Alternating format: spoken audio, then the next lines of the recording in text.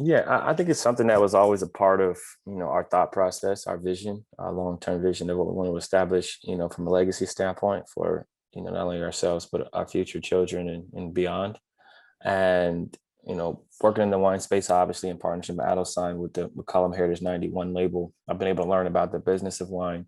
I've been able to get exposed to the process of making it, what goes into it. And quite frankly, I've been to a lot of vineyards and been a member at a lot of vineyards. So I have a better understanding of, what I would like to see happen in my future. And, having this opportunity to purchase, 300 plus acres, the Yamhill Carlton AVA, bordering, the Resonance property it's a beautiful situation, beautiful location. We're here to stay. We want to, are going to be a part of our life forever, even upon retirement. And we're comfortable with the decision to build here long term and to create something, that we feel people will enjoy for the foreseeable future, from a standpoint of creating a world-class vineyard with world-class wine.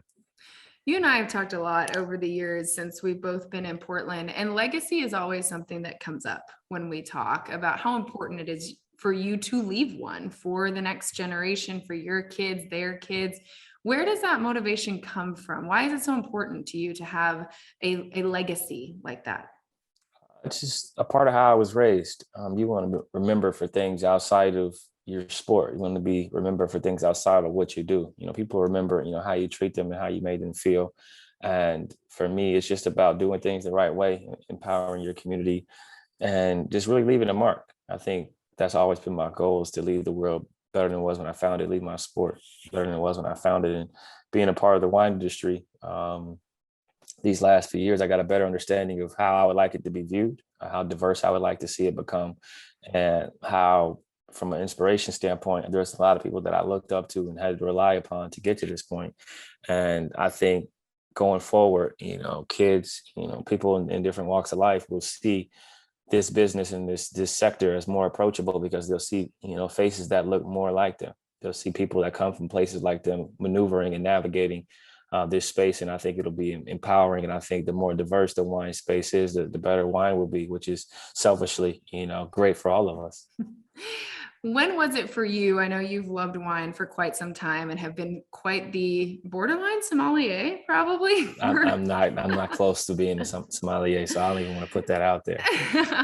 For those of us who don't have the same, I guess, access to all the vineyards, you seem like quite the sommelier for how much you know about the industry. But at what point did it become something for you that went from this is a great hobby to something where I feel like this is a space I want to leave my mark? I think the first time I sat at a vineyard, the first wine I ever had from Oregon was Walter Scott, from Bryant Creek, and I'm friends with Ken and Erica to this day. And the first vineyard I went to was Stoller Vineyards. And just seeing a space, being able to sit down, like break bread with family. Then going to Domaine Serene with Evan Turner, and then, developing my partnership with Adelstein. Like, I always envisioned something bigger. I always envisioned, owning my own vineyard. I always envisioned it. And it was just a matter of location, timing, opportunity, knowledge, comfortability, having the right team around you, having the right advisors around you to kind of help guide you through the process and beyond. I think now is the right opportunity and the right timing. It takes time to build out a vineyard, obviously, and luckily time is on my side. I'm still on the younger side, so I'm excited about it. I'm looking forward to it, and this is a part of something I've wanted to build since 2017, and now we're in 2021, and it's coming to fruition. And for you, you talk about how diverse you want the wine space to be. It's something that I know, as we talked last year before you headed into the bubble with the NBA and the NBA PA, your role has always been to make the game more accessible, wine more accessible. How have you seen just your impact in the last few years in the wine space start to have a more diverse impact on this in this space? I think just the conversations I'm having with players from different walks of life has changed.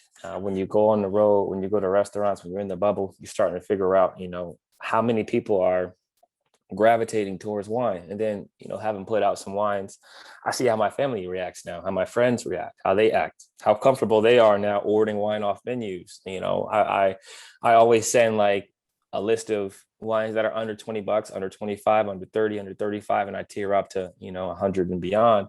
And it's funny how it started with that. And now my friends are sending me wines like, hey, have you had this? You know what I mean? So just being able to be in that space comfortably is what I've always wanted. And I think it's just so much more approachable now because I've done it. And I can tell people like, hey, it's okay to not know stuff. I don't know everything there is to know about wine, and I never will.